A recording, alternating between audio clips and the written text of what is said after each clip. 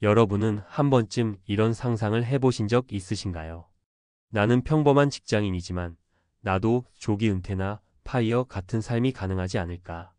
매일 반복되는 출퇴근, 회식, 눈치, 보고서, 그리고 불안한 미래.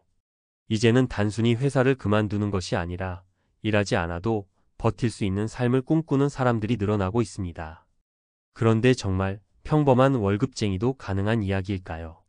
오늘은 실제 은퇴자들의 데이터를 바탕으로 이른바 은퇴 실험을 해보겠습니다. 우리가 만난 첫 번째 사례는 52세의 김성진 씨입니다. 그는 대기업 과장으로 연봉 7천만 원, 맞벌이 부부로 자녀 둘을 키우며 살아왔습니다. 20년 넘게 꼬박꼬박 적금을 넣었고 퇴직금을 합치면 대략 3억 원 정도가 모였습니다. 게다가 부부 공동 명의의 아파트 한 채가 있었죠. 김 씨의 계산에 따르면 국민연금과 개인연금을 합쳐 65세 이후에는 월 200만 원 정도의 연금 소득이 예상됐습니다.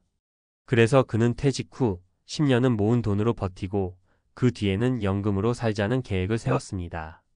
하지만 막상 퇴직 후 현실은 달랐습니다. 생활비는 생각보다 빠르게 줄지 않았고 무엇보다 예상치 못한 지출이 계속 생겼습니다. 부모님 병원비, 자녀의 결혼 지원금, 집 수리비 같은 비용이 매달 가계의 부담으로 다가왔습니다. 1년 차에는 괜찮았습니다. 2년 차부터 통장 잔고가 줄어드는 속도가 눈에 띄게 빨라졌고 3년째 되는 해에는 다시 일을 찾고 있는 자신을 발견했습니다. 두 번째 사례는 조금 다른 선택을 한 사람입니다.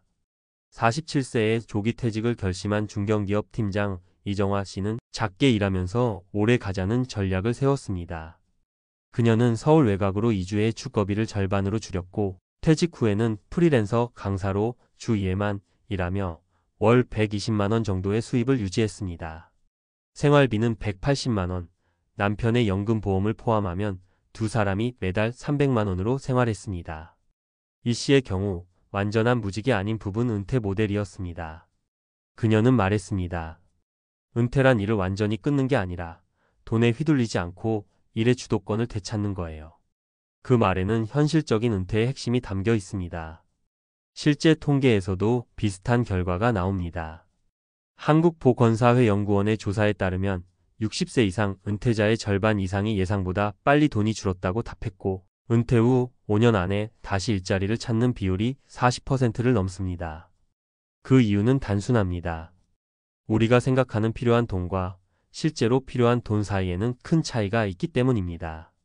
예를 들어 은퇴 후 부부 기준 최소 생활비는 월 260만 원, 적정 생활비는 350만 원 이상으로 조사됩니다. 하지만 대부분의 은퇴 가구는 연금과 이자 소득을 합쳐도 월 220만 원을 넘기기 어렵습니다. 즉 매달 적자 구조에 놓이게 되는 것이죠. 여기서 중요한 포인트는 은퇴 실험입니다. 많은 전문가들은 은퇴 전 12년 동안 은퇴 예행 연습을 해보라고 조언합니다. 실제 수입이 줄어들었을 때 지금의 생활을 유지할 수 있는지 계산해보는 것입니다. 예를 들어 매달 월급의 50%만 써보는 겁니다. 이걸 6개월만 해보면 자신이 어떤 지출에 의존하고 있었는지, 무엇을 포기할 수 있는지가 보입니다. 또 하나는 시간의 실험입니다. 퇴근 후 3시간, 주말 하루를 회사 일 없이 보내보는 거죠. 그 시간이 즐겁지 않다면 은퇴 후의 시간은 버티기 어렵습니다. 우리가 자주 듣는 말이 있습니다. 은퇴 후에도 꾸준히 일하라. 그건 단순히 돈 때문만이 아닙니다. 일은 구조를 만들고 인간관계를 유지시키며 자존감을 지탱해 줍니다. 결국 진짜 은퇴는 돈이 아니라 관계와 의미를 잃을 때 찾아옵니다. 그래서 은퇴 실험의 마지막 단계는 일의 재정의입니다. 돈을 벌기 위한 일이 아니라 내가 즐길 수 있는 일을 찾아보는 연습이 필요합니다. 다시 처음의 질문으로 돌아가 보겠습니다.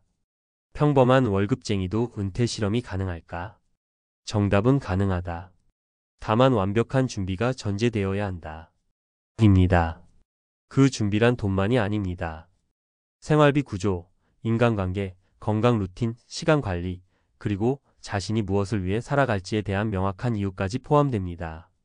누군가는 3억으로도 버겁고 누군가는 1억으로도 충분합니다. 결국 은퇴의 성공은 숫자가 아니라 속도와 균형의 문제입니다. 너무 빠르면 불안하고 너무 늦으면 기회를 잃습니다. 오늘의 실험 결론을 정리하자면 이렇습니다. 첫째, 지금 수입의 절반으로 살아보는 6개월 실험을 해보세요. 둘째, 퇴근 후 시간을 은퇴자의 하루처럼 보내보세요.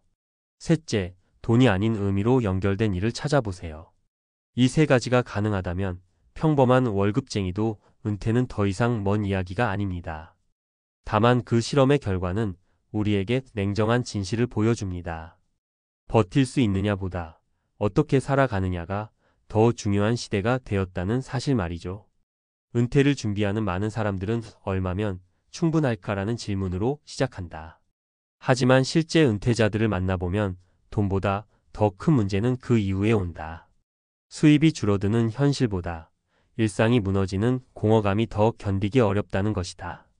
은퇴는 단순히 직장을 떠나는 일이 아니라 수십 년간 이어온 사회적 연결망과 정체성을 정리하는 일이다. 그래서 진짜 은퇴 준비는 계산보다 훨씬 인간적인 영역으로 확장된다. 바로 재정, 심리, 사회의 균형을 동시에 다루는 일이다. 많은 사람들은 은퇴 실험을 돈으로만 생각한다. 지금 소득의 절반으로 살아보는 시뮬레이션, 국민연금과 개인연금의 합산 금액을 점검하는 계산, 주거비나 생활비를 줄이는 방법 같은 것들이다. 물론 이것들은 중요하다. 그러나 진짜 은퇴 실험의 핵심은 그 돈으로 어떻게 나 자신을 유지할 수 있느냐에 있다. 경제적 자립은 시작일 뿐이다. 심리적 독립이 따라오지 않으면 통장 잔고가 줄기 전에 마음이 먼저 무너진다. 서울에 사는 58세 정모 씨 부부는 퇴직 1년 전부터 미리 은퇴해보기를 실천했다. 주말에는 회사 이메일을 확인하지 않았고 평일 저녁엔 퇴근 후 시간을 은퇴자의 하루처럼 써보기로 했다. 그 결과 생각보다 금세 무료함이 찾아왔다고 한다. 일을 하지 않으니 시간은 늘었지만 그 시간을 어떻게 써야 할지 몰랐다. 처음에는 드라마를 보고 산책을 하고 친구를 만났지만 일주일이 지나자 하루가 길게 느껴졌고 보람이 사라졌다. 그제서야 깨달았다. 자신이 일에만 집중해 살아온 나머지 일을 제외한 나머지 인생의 설계가 없었다는 것을. 이 사례는 우리에게 중요한 사실 하나를 알려준다. 시간 관리는 돈보다 먼저 준비해야 한다는 것이다. 은퇴 후의 하루는 24시간이 아니라 48시간처럼 길게 느껴진다. 직장인이었을 땐 출근과 회의, 점심과 퇴근이 하루의 구조를 만들어줬지만 은퇴자는 스스로 구조를 만들어야 한다. 이때 필요한 것이 루틴이다. 하루에 한 번 몸을 움직이는 시간, 새로운 사람을 만나는 시간, 혼자 생각하는 시간, 그리고 배움을 위한 시간. 이 루틴이 없으면 은퇴 후의 삶은 금세 무너진다. 또 하나의 관점은 사회적 역할의 재정이다. 일할 때 우리는 직함으로 불린다. 과장님, 팀장님, 대표님 같은 호칭이 나를 대신한다. 하지만 은퇴 후에는 그런 이름이 사라진다. 직함은 사회적 권위와 동시에 정체성의 일부였다. 그래서 은퇴 후 나는 누구인가를 묻는 사람들은 점점 늘고 있다. 어떤 이는 손주를 돌보는 할아버지로, 어떤 이는 자원봉사자로, 어떤 이는 동네 합창단의 단원으로 자신을 다시 규정한다. 중요한 건 그 역할이 돈을 버는 일인지 아닌지가 아니라 사회와의 연결을 회복하는 일이라는 점이다.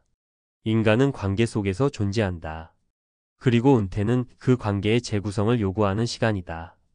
재정적으로도 은퇴 실험은 냉정해야 한다.